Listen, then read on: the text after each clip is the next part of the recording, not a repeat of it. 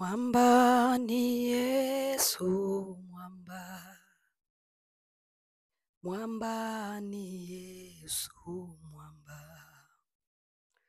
O mwamba ni Yesu, mwamba. Mwamba ni Yesu. Mwamba ni nani? Mwamba ni Yesu, mwamba. Mwamba ni Yesu, mwamba. Shalom, shalom. Bwana Yesu Kristo asifiwe. Ninakusalimu ndugu yangu popote ulipo kwa jina la Yesu Kristo. Una neema wewe ambao unamjua Mungu. Una neema wewe ambao umeokoka. Una neema wewe ambao umekubali kubatizwa. Una neema wewe ambao unapenda ibada. Bwana Yesu asifiwe. Una neema wewe ambao umemkubali Kristo. Una neema. Una neema wewe ambao umemwamini Mungu wa mbinguni. Nilikuwa ninaangalia ni Marekani mzungu alikuwa anaendaga anatiani kazi yake ni kutembea nchi mbalimbali, ana travel anaenda huko anakuwa na rekodi kwa na channel yake, so anakuwa na posti mila tofauti tofauti, vitu ni watu wanaamini. So nilikuwa naangalia moja video watu wanaamini vitu vya ajabu. Kasema kweli duniani kama ujifunze vitu hauwezi ukajua huku duniani kuna watu wanaabudu vitu vya kutisha. Kuna hiyo imoja huko India, yaani wanaabudu huyo Mungu wao ni miungu, na inabidi mwili wako wote ujichore ukiandika jina la huyo Mungu wao. Unakuta watu sura na hiyo ni tattoo na zinawaumiza, lakini wanavumilia mateso. Sura yote imejaa matatu, mwili mzima, tu kuonesha kwamba wanampenda hiyo miungu yao sana. Wengine vitu vya ajabu, wengine wa mama nikaona wanatoboa mapua afu wanaweka vitu humu, wamekuwa pana huko. Ndio vitu ambao wanaamini. Watu wengine Sudani, watu wengine wanaamini vitu vya ajabu. Yaani duniani sehemu zote. Huyo baba anatembea sehemu zote. Huwa anaenda vijijini huko, sehemu ambako watu walikataa injili na labda haijawahi kufika. Ndio nasema una neema. Unaweza kuwa mtu mwenye huzuni, unaona Mungu hakusikii, lakini mshukuru Mungu hata kwa kuwa na imani ya kweli. Ndugu yangu, mama mwenzangu, shukuru Mungu kwa kuwa na imani ya kweli, kwa kujua kama Biblia ni kitabu cha Mungu. Mshukuru Mungu sana. Mamilioni ya watu yanapotea, wanaabudu sanamu, miungu, lakini wewe unamjua Mungu wa kweli. Mshukuru Mungu.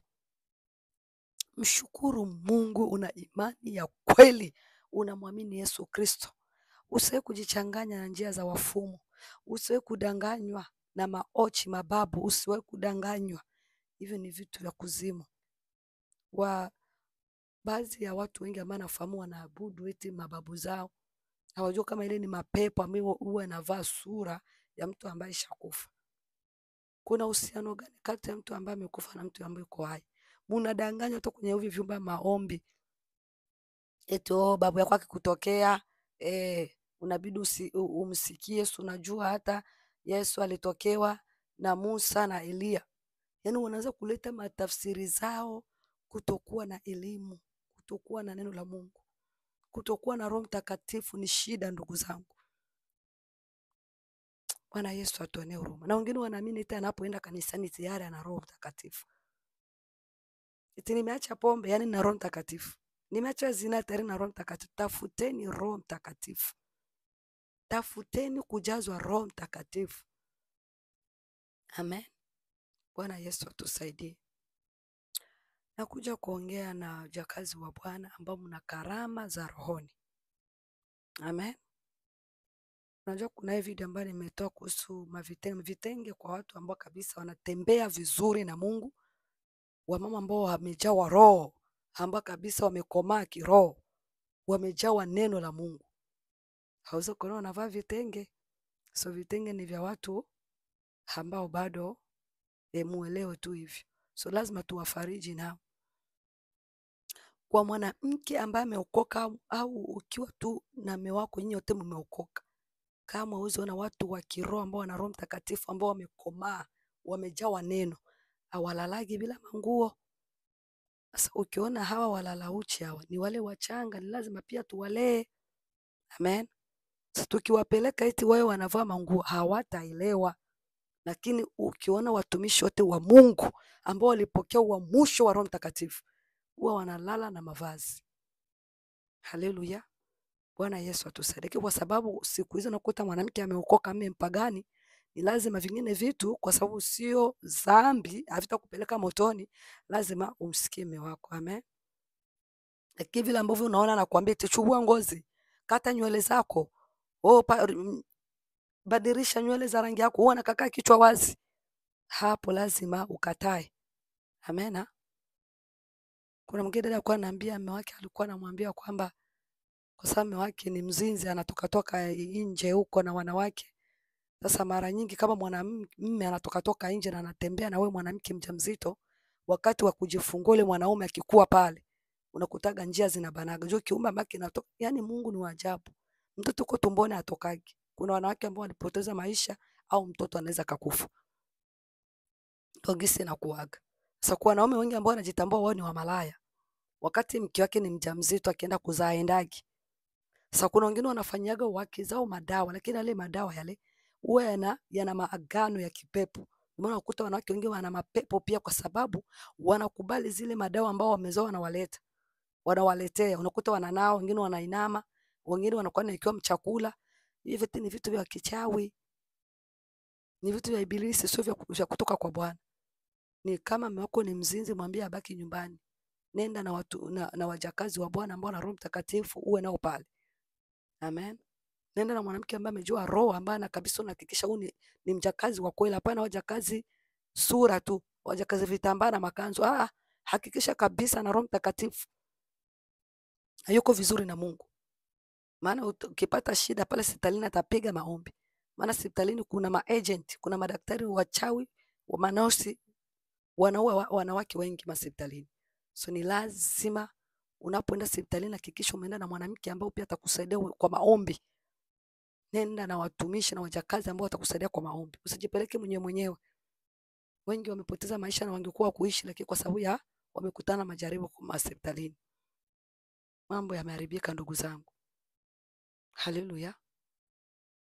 Sasa huyo mwanamke kwa anambia, dada kwa anambia kama ameokoka, anamwambia eti aweke madawa sijui usoni eti ili siku ataenda kujifungua hata mke akikuwa pale asipate shida. Kaambia usisubutu, utakuwa unajiletea laana na shida maisha yako, kwa sababu tayari una roho ya Mungu. Lazima uwe makini. Bwana Yesu atusaidie. Haleluya ndugu yangu katika Bwana. Nyakati hizi ni nyakati za hatari.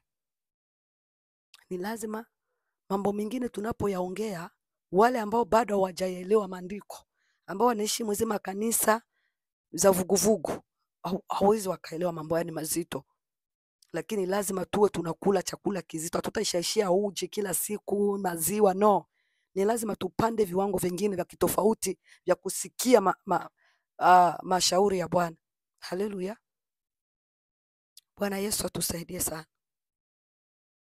Maana kuna wakati ninaongea na wale watoto na kuna wakati naongea na wale watu wazima. Leo nakuja kuongea na wewe mtu mzima kiroho. Haleluya. Bwana Yesu asifiwe. Ambao umebeba karama za Mungu. Nina ujumbe huu kwako. Haleluya. Nina ujumbe huu kwako. Shukuru Mungu kwa kipawa chochote ambacho Mungu amekupa.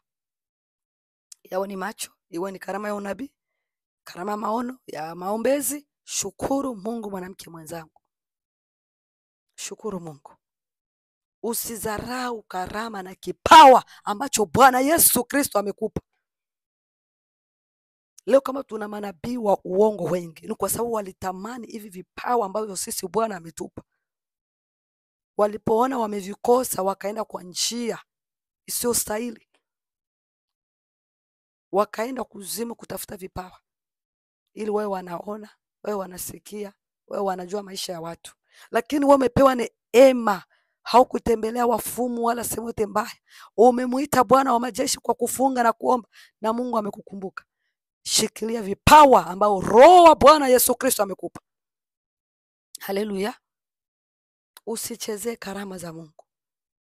Usidharau karama za Bwana. Usichezee kwa kujiingiza kwenye dhambi, kwenye matope, kwa kujiingiza kwenye uchafu. Kuwa mtu wa tofauti. Haleluya. Usiwe mwanamke wa kila mtu unamweka kwenye maisha yako. No. Wengi wamejikuta waonagi tena, hawasikie tena sauti ya Mungu kwa sababu wameenda kujiingiza marafiki wa ovu. Haleluya. Wameenda kujiingiza makanisa ambayo hayana moto, hayana Roho Mtakatifu. Sasa kuna makanisa mengine hayahubiri kweli. Kuna dada moja alikuwa ananiambia leo kwamba mume wake kwa sababu Marekani yuko Afrika. Nashukuru Mungu maana hata watu wa Nyarugusu wanasikia haya mafundisho yetu ya wanawake. Mungu apewe sifa. Haleluya. Akaniambia kwanza mume wake huwa anajichua ile ponieto, hajui kama ni dhambi. Sasa anafanya hivi tu kwa sababu apende amsaliti mke wake. Vitu vya huruma sana. Kila anashindwa kujua mwanaume anapojichua ile ponieto ambayo anapigaga inakuwa inafaa baada ya miaka 5-6 nguvu za kiume zinakufaga. Anaanza kuishi sasa kwa madawa. Na pia tukienda sasa kwenye ulimwengu wa roho, wakati mwanamke au mwanaume anafanya ile kujichua, mapepo huwa yanachukua ile uchafu inaenda kuzalisha, maana mbegu za kiume zina uwezo wa kukata siku 5 gisi wanavyosema ndani ya mwili wa mwanamke. Ziko hai. Amen. Sasa huyo mwanaume anapofanya ule uchafu wake, mapepo inachukuaga inaenda kuzalisha, ndo wale mapepo watu. Nusu mtu nusu pepo. Haleluya. Bwana Yesu atusaidie. Kama mmekuwa nafanyaga hivi vitu lazima mwambie ni dhambi, ni bora mwambie some neno, mshaurie asikilize hata makwaya, nyimbo. Sasa wengi wanakuta wanajichua, eti anafikiria tu kujichua hatendi dhambi. Nilishangaa kumbe makanisani huko watu hawaambii hivi vitu. Ndio maana Mungu gisi wanaonesha wanawake ni wengi sana jehanamu. Mungu anafunuaga hata vitu vitakavyokuja. Japo jehanamu kuja kuwa mtu, lakini Mungu anafunuaga vitu vitakavyokuja. Kwa sababu hata mchawi anapokufa anajuaga anaenda wapi motoni. Ndio maana kutaka wengine wanaanza kulalamika, wengine anakuambia anaona giza, haoni nuru giza. Wengine ni kulia, wengine wanafungwa vinywa, wanamwambia ukoje na Mungu, asemi tena kitu. Acho ishakuwa hivi. Bwana Yesu atusaidie. Na maana nimekuambia una neema wewe ambaye umemkubali Yesu Kristo, ambaye unaishi maisha matakatifu, umeacha dhambi, umeacha anasa za dunia hii, una neema ya kipekee. Wewe ambaye umejua mapambo ni dhambi, mwanamke mwenzangu, mshukuru Mungu. Maelfu ya wanawake wanatangatanga makanisani, lakini bado wanajichubua. Bado wanavima makeup, bado hawajua hata kuvaa kujistiri. Lakini wewe una neema ndugu yangu. Mshukuru Bwana hata kwa hiyo. Sio mpaka uwe na magari, sio mpaka uwe na manyumba, sio mpaka uwe na familia kubwa. Shukuru Mungu kwa kujua kweli. Hata kama una mtoto, mshukuru Bwana. Kwa kumjua Yesu Kristo, kwa kumbeba Mungu ndani ya moyo wako. Mshukuru Mungu Yesu Kristo. Maana wengi wanapotea. Hata kama mume amekuacha, shukuru Bwana. Una Yesu, mwanaume wa wanaume, falme wa falme, Bwana wa mabwana. Hata kuacha. Kwa jina la Yesu Kristo. Haleluya. So ninakusii, tunza kinywa chako mwanamke nabii. Hao hata kwa una tabiri, una macho ya rohoni, una karama zingine ambazo Mungu amekupa za uponyaji. Linda ulimi wako. Amen. Na kuzungumza maneno yasiyofaa. Wengi huwa wanazima kwa sababu ya kauli zao, maneno ya masengenyo yanakuaga yanamshusha mtu kiroho. Maneno ya masengenyo yanakuaga yanaanza kuzima vipawa vya mtu ndani. Haleluya. wewe ni nabii lakini mdomo wako ni wa masengenyo, hauwezi ukaendelea na hiyo karama ya unabii. Ndio maana ukuta wengi wanakuambia bwana, siendelei, natamani nifike mbali, natamani yale ambayo niliyotabiriwa au yale ambayo naona kwenye maono yavae sasa uhalisia, nianze sasa kuyaona nikiyatenda. Lakini wapi? Chunguza moyo wako. Wakati Mungu anakupa kipawa cha macho, unaona vitu, sio kwa faida yako, ni kwa sababu ulijenge kanisa. Amen. Lakini ukuta una macho ya rohoni, hauendeki kanisani.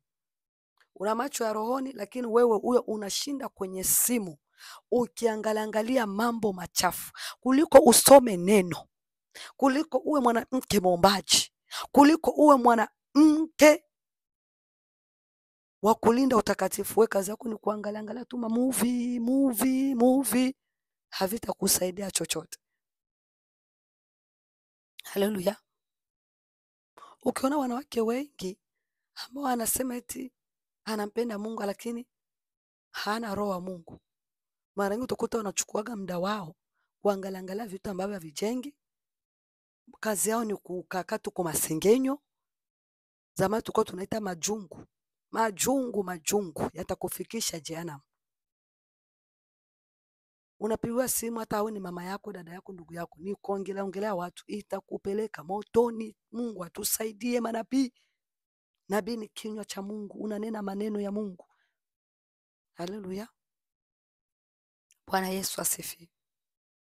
Unajua kuna manabii ambao hawaonagi, atakuwa na ule msukumo na tatabiri lakini haoni, na ni wengi na asikii.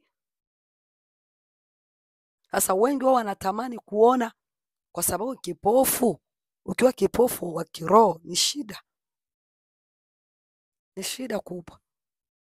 Lazima Mungu akusaidie uwe na macho ya rohoni. Amen. Sasa unatamani macho ya rohoni, lakini moyo wako umejaa unafiki. Macho utayapokea lakini hayatakawa. Macho pia yanalindwa na maisha matakatifu.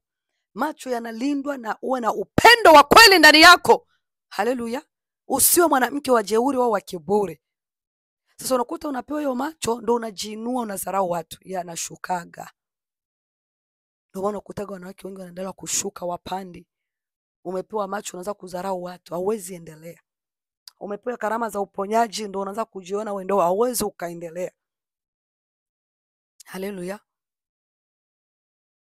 Hatupaswi kuwa watu wa kusema zamani nilikuwa ninaona, nilikuwa ninatabiri, mimi msinione hivi. Wakati wetu au hiyo maneno yasitoke ndani ya kinywa chako. Ni lazima uwe unaendelea viwango vya juu, unapanda hatua zingine. Macho hayapaswi kwenda yanafifia. Ukiona macho yanashuka, kumbuka ni wapi ulipomtenda Mungu dhambi ukatubu. Ukiona wote tena, kumbuka ni wapi ulipomtenda Bwana Yesu Kristo dhambi ukatubu. Kumbuka nabii ni wapi ulitembea vibaya na Mungu na maana utabiri tena. Ni wapi ulimkosea Bwana maana unene tena kwa lugha. Haleluya. Maana unaweza kuwa na Roho Mtakatifu lakini unene kwa lugha. Kunena kwa lugha ni karama, kipawa chingine. Na ni zawadi nzuri ambao ukiomba kwa lugha mapepo yatakusikia, wachawi hawatakusikia unaomba nini. Na wao ukisikia shuhuda zote za wachawi wanakuambia wanaogopaga sana mtu anayenena kwa lugha. Kwa sababu unaponena kwa lugha ni moto wa hatari. Unaharibu kazi za ibilisi. Juu unaongea hawavisikii. Haleluya. Bwana Yesu atusaidie sana. Si unakuja kuongea na wajakazi wa Mungu. Ninakusii kwa rehema za Mwenyezi Mungu. Ukitaka kupanda viwango vya rohoni, maana maandiko matakatifu yanasema kwamba, acha kwanza nisome hii Wakorintho wa kwanza 12. Bwana anatuambia aje? Basi ndugu zangu, kwa habari ya karama za Roho sitaki mkose kufahamu. Wajua ya kuwa mlipokuwa watu wa mataifa mlichukuliwa kufuata sanamu zisizonena. Na wengine mlikuwa mwabudu masanamu, lakini ulikuwa naishi tu maisha ya dhambi. Hiyo nayo ilikuwa ni sanamu yako. Kama mlivyoongozwa. Kwa hiyo na waarifu ya kwamba Hakuna mtu anenaye katika roho wa Mungu kusema Yesu amelaniwa. Amen. Yaani ukiona mtu anatabiri anasema Yesu sio Mungu, ogopa. Huyo sio nabii wa kweli. Haleluya. Na maana Waislamu wote ni jehanamu ya moto kwa sababu wanamkataa Yesu Kristo kuwa Mungu. Haleluya. Yes, wala hawezi mtu kusema Yesu ni Bwana isipokuwa katika Roho Mtakatifu. Haleluya. Haleluya. Haleluya. Yerisi karababa baba sikaraka sikaraba. Rigremele tule glory tule sana. Haleluya. Haleluya. Haleluya Bwana. Asante Yesu Kristo. Hauwezi ukasema Yesu Kristo ni Bwana isipokuwa Roho Mtakatifu kuwezesha kusema hivi. Haleluya. Lakini unapokuwa katika roho, yani pale umefurikwa au unatoa unabii, Yesu ni Bwana. Na kuna lugha zingine tunazinenaga kwa lugha zetu lakini hatujuagi kama ni lugha za rohoni. Haleluya. Kuna wakati mimi nilikuwa nanena kwa lugha lakini mkiswahili, lakini ni lugha. Na nilishasikiaga wengi utakuta anaongea maneno katika roho ni ya Kiswahili lakini ni lugha. Ni kama vile unaweza kanena hizi lugha za malaika ambazo tunanenaga ambazo watu hawazisikii. Sasa Bwana anaweza kukuwezesha, unaweza kanena hata kwa lugha ya watu ambao wanaelewa. Maana neno la Mungu nasema nitanena, wa mitume walinena kwa lugha za watu, Wayunani wakasikia, watu wote ambao walikuwa pale wakasikia lugha zao. Amen. So una uwezo wa kunena hata lugha za wanadamu katika roho. Sio mpaka tu lugha za malaika ambao watu wasikii ndio eti unanena kwa lugha. Amen. Haleluya. Basi pana tofauti za karama, mbali roho ni yule yule. Tena pana tofauti za huduma na Bwana ni yeye yule. Kisha pana tofauti za kutenda kazi, mbali Mungu ni yeye yule azitendai kazi zote katika wote. Lakini kila umoja upewa ufunuo wa roho kwa kufaidiana. Maana mtu umoja kwa roho apewa neno la hekima na mwingine neno la maarifa apendavyo roho yeye yule, mwingine imani katika roho yeye yule, na mwingine karama za kuponya katika roho yule umoja. Bwana Yesu asifiwe. Unaweza ukaendelea mwenyewe. Haleluya. So na kuna wale ambao wamepewa neema, unaweza ukapewa macho, ukasikia, ukapewa karama unabii na ya uponyaji. Wako wa manabii anaweza kaombea mtu na akafunguliwa na akaona na akasikia, vyote Mungu amempa. Amen. Haleluya. Lakini lazima tu kuna kuaga kutakuwa kwa sehemu. Lazima kutabiri, kwa hiyo mtu unaweza kwa sehemu, mwingine anatabiri sasa. So na noma nakutaga Bwana anatuambia kila tuwe karama zote zinakuwa zinajengana. Ndio maana inabidi tunapokuwa ibadani toa ujumbe, huyu atoe ili kujenga. Kile kwa hiyo umoja ni bora wewe ambaye umeshasikia wale manabii wawili watatu shatabiri jambo moja, sio wewe waini watano uendelee vile vile. Unaweza ukauchunga ule unabii ukamshukuru Bwana. Haleluya. So kuna vitu ambavyo manabii wengi au wajakazi tu wa Mungu ambao wamepokea neema ya kusikia sauti ya Mungu, ya kufunuliwa vitu, huwa hawaelewi jinsi gani watakavolea zile karama. Karama ya Mungu nimekuambia inalindwa na maisha matakatifu, maisha ya maombi. Lazima uwe mwanamke wa kufunga na kuomba. Hizi karama ambazo zimetajwa hapa sio zote, ni nyingi sana. Karama za Mungu ni nyingi, hata zingine hazikuandikwa. Sasa italindwa karama ambayo Mungu amekupa na maombi. Maisha matakatifu, maombi, kusoma neno, kupenda sana ibada. Hii kitu unasema sana ibada. Kupenda sana kusikia neno. Haleluya. Ndio inakuimarisha. Zamani mimi nilikuwa sitabiri kitu cha saa au saa mawili. Nilikuwa tabiri saa moja. Lakini right now ninaweza kutabiri hata saa 3. Unaona gisi viwango vinapanda. Lakini zamani nilikuwa siwezi. Kwa sababu pia mtu anaweza kutabiri kwa muda mrefu kufuatana pia na elimu au na injili ambayo anapokea. Amen. Lakini kama injili yako bado mbovu, hauwezi kutabiri kitu cha masaa 3. Kwa sababu utatabiri nini wakati hauna neno? Hata kuona pia hivyo hivyo. Vinatumika ni singa zinaunganishana. Ni kama vile mwili una mkono, mwili huu mmoja una macho, mapua, midomo, masikio. Haleluya. lakini ni mtu huyo mmoja ambaye amebeba vyote vitu, si ndio hivyo? Sasa naweza karama tunaweza kuwa nazo ziko katika singa moja. Unapotenda dhambi vinaanza kuzima, vinaanza kuzima. Haleluya! Sasa kupokea macho ya rohoni ambao watu wengi wanaliaga sana, kwa sababu unapokuwa na karama ya kuombea watu ni vizuri uwe naona. Amen. Unakwenda kumwombea mtu kichwa, unapana kichwa, ombea kichwa, kumbe pepo iko ndani ya tumbo.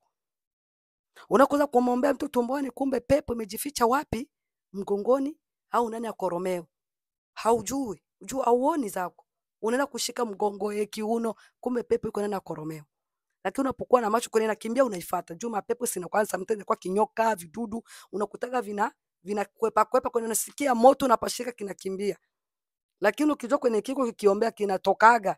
Haleluya. Rika saire montre melekaya rabosika rabasaya. Utukufu wako uonekane kwa mjakazi wako yananitazama. Ukapata kumfurika na kumjaza moto wako.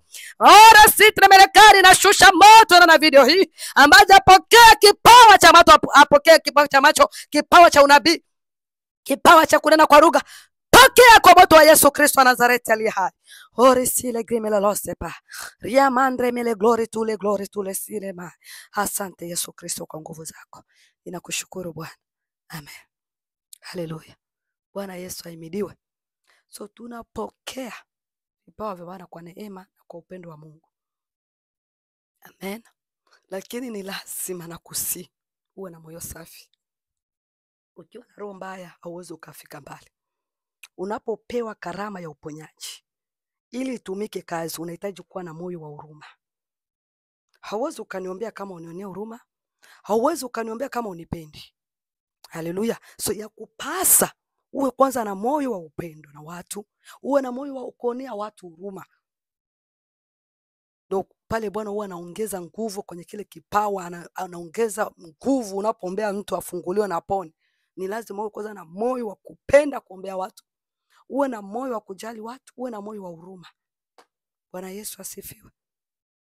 Lakini ukikuwa tu moyo kujali tu familia yako, watu wako tu, wengine watu hata waumwe, haujali, unapokuwa ibadani hutaki hata kugusa watu, unaona watu kinya, Bwana anafinyaga. Anaona amekupa akifanye kazi. Maana kuna waimbaji wao wanaimba karama isiyotumika itapewa mwingine. Kitu kingine cha kuepuka unapopokeza karama za rohoni, mwanamke mwenzangu, ogopa kiburi. Kimbia sana dharau, kimbia sana mambo ya kushindishana. Haleluya. Mimi unajua ndio maana sometimes nasemaga sio kama najigamba au kujitapa.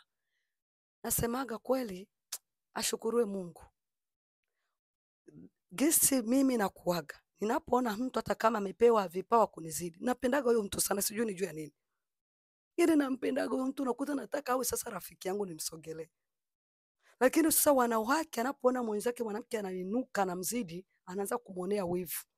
Mwisho anaanza kumchukia, hata kumsupport aweze kumsupport. Bwana Yesu atuonee huruma. Hawezi kabisa akasupport hata vitu vile anafanya, hataki, yaani ukuta roho ya chuki na wivu mingi. Alafu unatamani eti Mungu na wewe akukumbuke, akupe macho, akupe vipawa. Hapana. Ndio maana unaonaga mara nyingi watu wa vipawa vya juu, hata watumishi waangalie wenye ambao watumishi wa Mungu wa kweli. Hapana hao maji na mafuta ambao unainamishiwa vimaji kila siku, unapewa vimaji kila siku. Mara unaambiwa leta nywele, leta kucha, tambukeni nini hapa, sijui chumvi nini, au ni manabii wa uongo. Haleluya. Leteni vitambaa vyo mwende sijui kuweka wapi, mara wape mastika eti picha zake. Hiyo yote inakuaga ni injili ya watu wa kuzimu. Haleluya.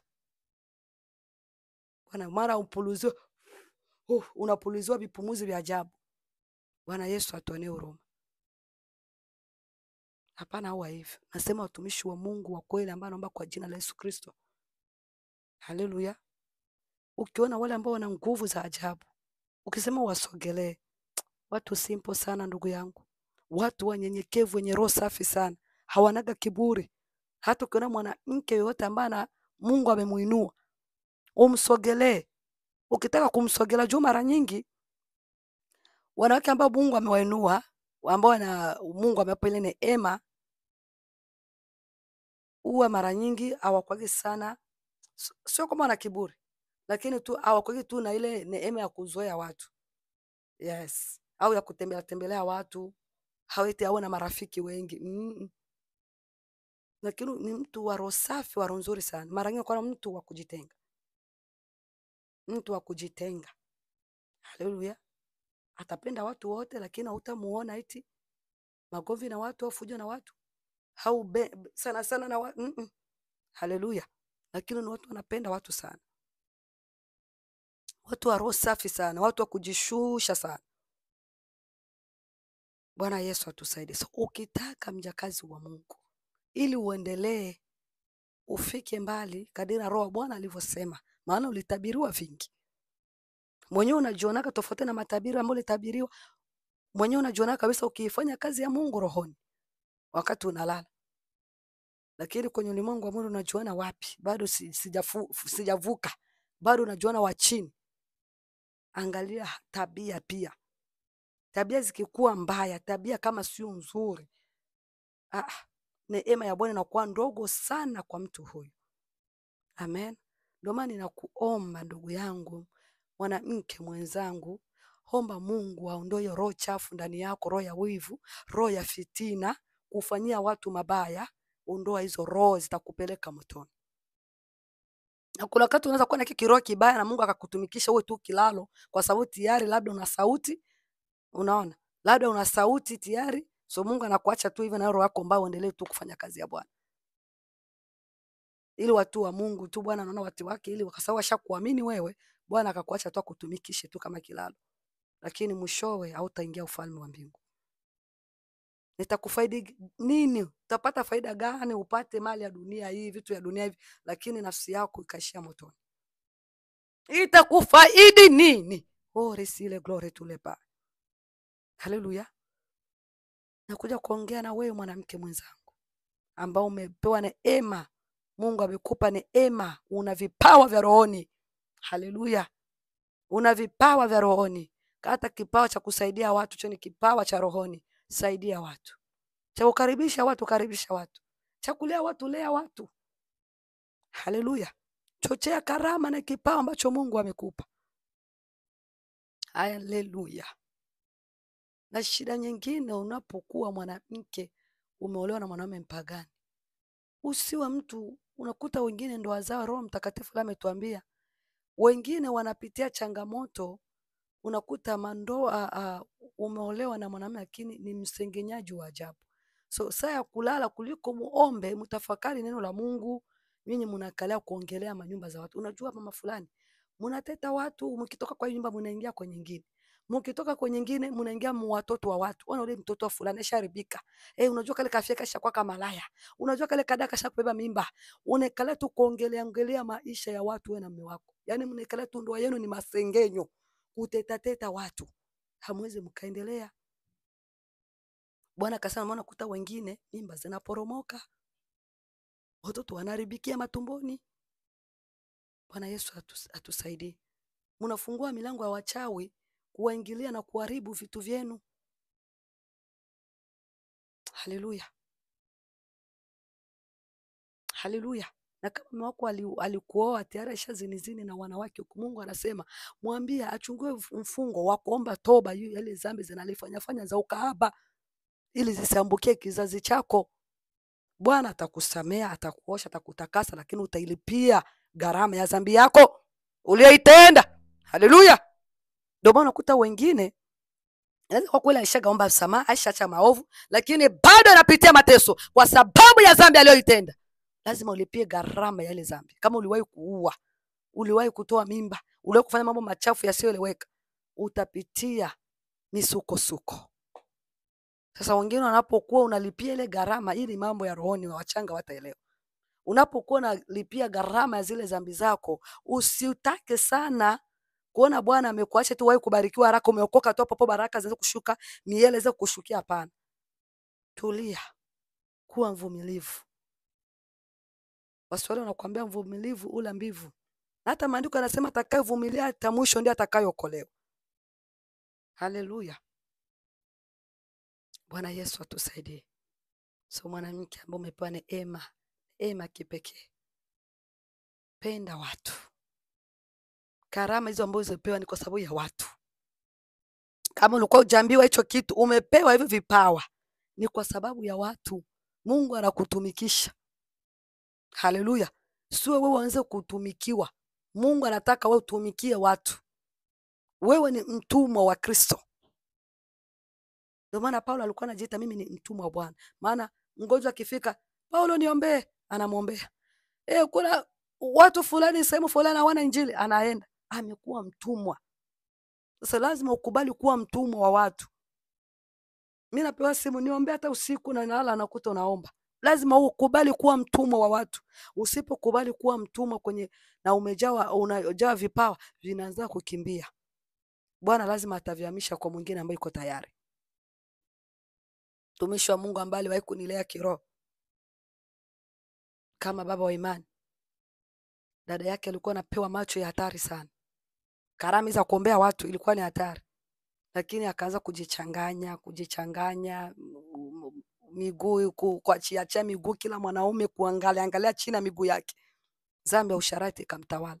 Bwana akamwambia huyo mtumishi, akamwambia dada yako amekataa neema yangu. Yote ambayo nilikuwa nimempa nitakuhamishia wewe. Na ni kweli yote vikamwamia huyo kaka, huyo mtumishi. Sasa hivi ni mchungaji, ndio sasa alikuwa anaanza ona. Ndio maana pia alinisaidia sana kiimani. Amen. Kwa sababu kama mtu umepokea kipawa cha Roho Mtakatifu na unaambiwa maneno, hiyo ni pepo, hauna Roho Mtakatifu wewe. Wewe ni mchawi, unaweza kuambia inakwagina. Wengi wanavunjika moyo na kuacha kazi ya Mungu. Wengine unakuta kabisa wanavunjika imani na kushuka mpaka wanaanguka, wanakuwa kabisa wabaya kuliko hata gisa walivyokuwa mwanzo. Kusema maneno kauli ambazo waliambia. Kina shukuru Mungu kwa neema ambayo nilipokeaga wakati nilijawa Roho, nilipata watu pia wa kunisaidia, wa kunijenga moyo. Mbona vizuri kuongozwa na kiongozi ambaye ana macho. So yeye alikuwa ananiona mimi kwenye mavazi ya utukufu. Alikuwa ananiheshimu sana huyo mtumishi. Sijua akiniona jana iko na macho ya roho, akiniona anaona tu mavazi ya utukufu. Anaona natoa unabii, anaona naombea watu. Yana alikuwa anaona kwenye mavazi ya utukufu. Tukikuwa kwenye ibada hivyo lazima anione tu, lazima nipokee kitu. Hata mimi sipoona, yeye tayari shaona. Hata wakati nilipoega macho, akaniambia dada, nimeona umepewa macho matatu. Akasema wow. Na hapo ndo nikaanza kuona, nikianza tu kuomba hivi naanza kuona vitu. Nikafunga tu macho naanza oneshwa vitu. Mtu akinipa hitaji leo nikimwombea tayari nishaona. Haleluya. Lakini pia niliepukaga dhambi. Hata kama unaweza kavunjwa moyo, ukaambiwa maneno, gangania neema, shikilia kile ambacho Bwana amekupa na kile ambacho Bwana anasema na wewe. Amena. So nimekuja kukuta wajakazi wengi ambao wanaenda kushuka kupungukiwa. Wamoja ni kweli wanaume wamewakataa juu wameacha mapambo. Kauli za watu, wazazi, wengine majirani kuwatukana. Wakapenda sana kusikia maneno, kuongozwa na maneno ya watu, yakawashusha. Wengine walitamani kuonekana kama wa ulimwengu, awe pia na vipawa lakini at least aonekane kidogo naye ni hajajiachia. So kwenye kazi ya Mungu lazima ukubali kuitwa mshamba, ukubali kuitwa umejiachia. Haleluya. Ukitaka wafanana wadada vuguvugu, utashuka kuwa wa tofauti. Haleluya. Bwana Yesu atusaidie. So nina wivu na ule huruma kuona gisi wanawake wengi wanaendelea kupungukiwa, kushuka kila wakati, kila mwaka. Acheni dhambi. Wanawake wenzangu, acheni dhambi, dunia inapita. Bwana atateketeza, atachoma hii dunia. Hiyo mambo utamwona watu wakijirusha nini, vitapita. Ipo siku itakuja watatamani wapate neema ambayo uko nayo. Ipo siku watatamani washakuwa mautiuti, watatamani neema ambayo Mungu anakupa. Ndio maana wengine wakikuwa hospitalini washaanza kuwekewa mavitu, unakuta sasa kuambia eti anaanza kukuambia eti usimwache Mungu, endelea hivyo hivyo, ashakuwa hoya na woga wa kifo. Lakini wakati uko mzima alikuwa anakuona haufai. Sasa mambo yamekuwa magumu, anaanza kukupa samu, usimwache Mungu dada, usimwache Mungu. Anaanza ogopa, maana anajua maisha aliyoishi ni maisha ya zinaa. maisha machafu. Haleluya. Nabii, tabiri kwa hekima, omba Mungu akupe hekima, maarifa. Hapana, usitake tu kutabiri ili uonekane. Na mimi nakuwa nafanya kwa muibada. Watu wakiomba nachaga watu waombe. Hata kama anaweza katabiri muda wote. Huwa sirupuki tu. Watu wako nani asinga wanaomba nianze tu kutoa. Napenda mpaka watu washuke. Pale unaweza ona kila mtu anaanza zima, ndio natoa sa ujumbe. Kila mtu asharizika, ashaomba. Amen. Kwa sababu kuna manabii unakuza kutoa nabii unashitua mtu alikuwa nani asinga unamzima. Haleluya. Au mhubiri anahubiri wewe unaanza kutabiri. Na utakuta wengine nabii anatabiri, wengine wanachocheana, wengine kwa sababu aita anasoma neno, wengine wako zao wanazubaa wajielewa wako aje. Nabii au Bwana anatabiri maneno ya Mungu. Wewe ndo saa yako ya kwanza sasa kutoka nje. Saa wengine unakuta anaangalia na zubaa kuliko unyenyekea usikiliza yale maneno ya Roho. Wewe unakalea vurugu. Ndio maana waombaji wanakuwa nasema ndani ya maombi mna baraka na laana. Wakati nabii anatabiri, wewe ndo zako unaanza sasa kuongea au unaangalia simu. Saa ngapi utakosa kutoka na laana? Sasa kumwabudu Bwana wenzako wanashuka, wewe ndio saa zako sasa za kutoka nje kuongea kwenye simu, vitu ambavyo havifai. Ole kwako. Bwana Yesu atuonee huruma. Kingine utamaki kinasumbua watu. Unakuwa unapotabiri unasikia sauti inakujaga ndani ya moyo. Amen. Na kama usikiagi it's okay. Kwa nini mmoja ananiambia asikiagi, anafika tu anashutia tu, Bwana amechukua mdomo wake anaanza kuongea na watu. Ni sawa. Haleluya. Lakini kinakuomba leo, ukiona watumishi ambao wengi wameanguka na wako ndani ya ndoa, utakuta pia mke wake njia zake zilikuwa ziko sawa. Wakati mwanaume anaanguka, utakuta mke hakuchukua zamu ya kumwombea mume wake. Huyo mwanamke hakuchukua zamu hata ya kumshauri mume wake. Haleluya. Ukiona watumishi wa Mungu ambao walimtumikia Mungu kwa viwango vya juu, hata kama kwa miezi michache anazima tu, utakuta mke naye alikuwa zake tu vuguvugu. Ni vigumu mwanaume ambaye ni mtumishi wa Mungu kuanguka ovyo wakati ana mwanamke ambaye amesimama kama Habakuki, nitasimama katika zamu. Haleluya, nione lile Bwana atakalo litenda. Sasa wanawake unakuta hawajali huduma za waume zao zipotee. Bwana Yesu atuonee huruma. Pia hata ukisoma hiyo wa Korinto ni 10:14, Korinto wa kwanza 14, kwamba takeni sana karama za rohoni. Amen. Lakini haya maneno machache yakae ndani mwako mama. Utaulizwa karama ambayo Mungu amekupa ulifanyia nini? Tutaulizwa na Bwana wa majeshi. Shukuru Mungu kwa kipawa ambacho Bwana amekupa.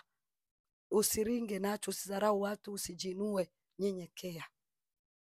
Kifanyizie kazi, jitume, mtumikie Mungu wakati uko mzima, wakati uko hai. Haleluya. Mtumikie Mungu wakati uko hai. Maana tujui msiku na saa ambayo atarudi. Wakati ungaliki mzima, ungaliki hai, leo unapumua, pumuzi ya bure wanadamu. Kai. Haleluya. Mtumikie Bwana. Tumikie Bwana. Tumikie Bwana mwanamke mwenzangu, nakusii. Achana na mambo ya dunia. Yatakufikisha motoni, utaenda kubaya. Dunia ni mambo ya kupita. Batili mtupu. Sione eti watu ambao kwa dunia eti wana raha. Raha iko ndani ya Yesu Kristo. Furaha ya kweli iko ndani ya Yesu Kristo. Wengi wana act mafuraha. Wanaigiza furaha. Watu wa ulimwengu, wasanii, wanaigiza furaha. Au waimbaji maarufu wanaigiza furaha. Usione tena post eti iko na furaha anacheza, ni furaha ya kuigiza, ni maigizo. Furaha ya kweli iko ndani ya Kristo. Amen. Wengi wakienda wenyewe wanaliaga, wana mawazo. Kusema bwana wana mili mizuri na afya. No, wengine watu wanakuaga na nenepa na mawazo. Wako wengi. Akikuwa kata mawazo na anavimba. Usitishiwe nao. Usiwe mlafi. Usiwe mnafiki, kuwa na kiasi. Sio mtu wa mashindishano, kuwa na upendo na kila mtu. Usijiingize kwenye mambo yasiyofaa na marafiki wasiokujenga. Epuka wengine marafiki ambao unaona wana maana. Ukiona rafiki ambaye akikupigia simu ni maneno tu, epuka. Anza kukwepa hizo simu. Haleluya. Bwana akusaidie. Mungu akusaidie. Ukitaka macho ya rohoni, funga vifungo siku 3 kavu bila kula bila kunywa, utapokea macho ya rohoni. Amen. Na kuna wakati anaanza kafifia, ingia tena mwingine kifungo, Mungu atakuvisha miwani. Ushawahi kuvishwa miwani ya kiroho? Haleluya. Uone mbali. Amen. Usiwe kipofu wa rohoni. Kataa kuwa kipofu wa rohoni kwa jina la Yesu. Baba, asante, kushukuru kwa upendo wako. Tusaidie wanawake tuendelee kuishi maisha matakatifu kukupendeza, maisha ya kuogopa dhambi katika jina la Yesu. Asante Bwana, kushukuru. Amen. Barikiwe sana. Mwanamke kuna ambao kwa ananiuliza, sasa niliwaambia wakati nikiwa na Mungu kama anahitaji kuona. Unajua mwanamke mpaka urudilie kitu mara 20 na kuna kuja kukuta ni wengine tamaa tu ya kutaka hawataki kuvaa vitambaa. Wanawake wengi wapendi kitambaa. Sasa unakuta kuuliza, je, nivae tu kanisani? Na unakuta ni vitu ambavyo naongelaga kila siku. Unapashwa kuvaa kitambaa masaa 24 kwa sababu wewe ni mwanamke umemilikiwa. Uonesha alama ya kumilikiwa pia ni kwa sababu ya malaika. Kwa sababu kila mwanadamu anakuwa na malaika wake. So unavaa kitambaa pia kwa sababu ya malaika. Haleluya. Masaa 24. Mimi injili ambayo nimebeba na mume wangu ambayo ni injili mbili tofauti. Mume wangu ni msepaki. Sasa injili yangu mimi ni kama vile yuko darasa la 6, mimi niko darasa la 12. So vitu vingine itabidi ni nikubalie hivyo. Lakini mwishoni naamini hatafika. Japo ana ofisi ya kiroho. Kuna watumishi wengi wana ofisi za kiroho lakini injili ambao wamebeba ni injili changa. Kama injili ya mtumishi Pascal Kasia. Mimi simsikilizaga toka zamani. Kwa sababu nilikuwa nikisikia naona ni injili ya watoto wadogo, ni ya uji. Hii nishapita pale. Na mtu anajijua kwenye yuko kwa neno. Unasemaga hapana, hii ni ya kitoto wewe. Hii ni ya watu wazima. Utaelewa kama unasomaga neno sana na unasikia sana watumishi wa Mungu ambao wamebeba injili kabisa yenye nguvu. So kuna ubiri mmoja nikasikia anasema hii nishagapita hii sio level yangu. So mtu unajuaga kwenye huko. Sasa watumishi wengi nakutaga ninasemaga hii ni pesi. Huu mkate ni mkate wa watoto. Unaona? So kuna injili za watumishi wa moja ni wa Mungu wa kweli kabisa lakini injili zao ni za kitoto. Amen. Lakini wana ofisi za kiroho. Ni wana ofisi yani wana nafasi kubwa kuliko mimi. Hiyo ni viongozi. Mimi siko kiongozi. Lakini unakuta injili ambayo nimebeba inaweza kuwa na wazidi. Amen. Viko hivyo sana. Unaweza kuwa wewe una macho au una injili kuzidi hata baba yako kiroho ambaye amekulea. Inawezekana sana. Amen. Na ndio inakuaga. Unakuta wewe mwanamke unamzidi mume wako maarifa kineno. Lakini haijamaanisha eti kiroho unamshinda viwango. Anaweza kuwa na viwango vya kukushinda lakini kineno wewe una maarifa ya neno kumzidi. Nadhani wamama wasoma neno wamenielewa hapo. Mbarikiwe sana ndugu zangu. Mungu atupe mwisho mwema. Tusiwe tukifanya kazi ya Mungu hivi lakini Bwana akasema sikujui. Hiyo ndio kitu uogope katika maisha yako. Mungu aseme hakujui. Itakuwa ni ole. Bwana tusaidie tupe mwisho mzuri. Hatukumbuke katika ufalme wake. Haleluya. Kwa jina la Yesu. Shalom, shalom. Mbarikiwe na Bwana. Kitambaa chako masaa 24. Vaa mavazi ya kujistiri. Maperfume yatakupeleka jehanamu. Haleluya. Kuna wengine Daudi anasamani niliwaoneshaga lakini pia nayo imevamiwa. Sasa hivi watu wengi wakijipaka inawaletea mambegu kwa sababu imebadilishwa. Ukiona unapaka Dorance yote hata kama ni natural inakuletea mambegu, achana nayo. Yes, yani haifai. Yani unakuta makampuni nyingi sasa hivi wamekuwa matapeli. Wanaanza kutoa vitu fake. So Bwana atusaidie sana. Nywele zako usisuke, chanua tu. Basi, naongea vitu sana naendelea kurudilia. Makeup ya chini chini ni dhambi, itakupeleka motoni mwanamke. Wasikudanganye. Eti wewe vabu masikio maereni budogo, huo ni uongo. Amen. Oh, ongezea maikalio, huo ni uongo, utakupeleka motoni. Kuna wengine watu wanavaa ile maikalio fake eti vima tight hivi ambavyo vinakuja maikalio. Kama hauna, shukuru Mungu hivyo gisi ulivyo. Sio kila watu walipa neema ya mashepu. Amen. Kama una shepu shukuru, usijiongezee mashepu ya uongo ambao una nayo. Kama uko pasi, shukuru na pasi yako. Kama uko makala kunyama kiuno, shukuru hivyo hivyo, utafanyaje? Mungu aliyokuumba utamzi yake? Hapana. Kama unaomba mweusi, shukuru na weusi wako. Pua kama ni ikoje, shukuru. Usitaki kuanza kujiongezea, uanze kukata, ili itakupeleka motoni. Tutabadilishwa. Haleluya. Tutanyakuliwa, tutapewa mili mipya. Urembo utaongezeka, uzuri utaongezeka. Huu ni mwili wa udongo, ndio maana sometimes unajikuta mbaya. Amen. Ukijangalia unajiona, jamani, mbona ningepewa sura kama ya fulani? Ni mwili wa udongo, utaoza, utaharibika. Tutapewa mili mipya. Haleluya! Haleluya! Haleluya! Ore sere glory tulepa. Tutapewa mili mipya. Haleluya! Unapita. Ndio maana kusilinda utakatifu. Haleluya! Warembo wa dunia hii ambao wasijue eti misinani, ubatili mtupu. Wewe utakuwa mtoto wa mfalme. Unang'aa, utang'aa, tutang'aa siku hiyo. Haleluya. Haleluya, tutang'aa, tutavalishwa mavazi mapya. Tutavikwa mwili mpya wenye kung'aa, usioharibika, usiosikia njaa, usiogonjwa, usiopata mauti, usioteseka, usihangaika.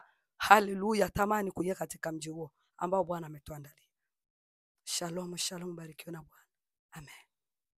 Asante Yesu. Amen. Asante Yesu. Kama una karama kutafsiri ndoto, endelea kutafsiri ndoto na kuomba Mungu akuongezee maarifa zaidi. Asante Yesu. Amen. Kama una swali, endelea kucomment hapo na huwa ninajibu kila mtu. Endelea ninapojibu, angalia. Usicomment tu na kuenda, bora unaangalia ujue nini umejibiwa. Na Mungu atusaidie sote kwa jina la Yesu Kristo. Amen.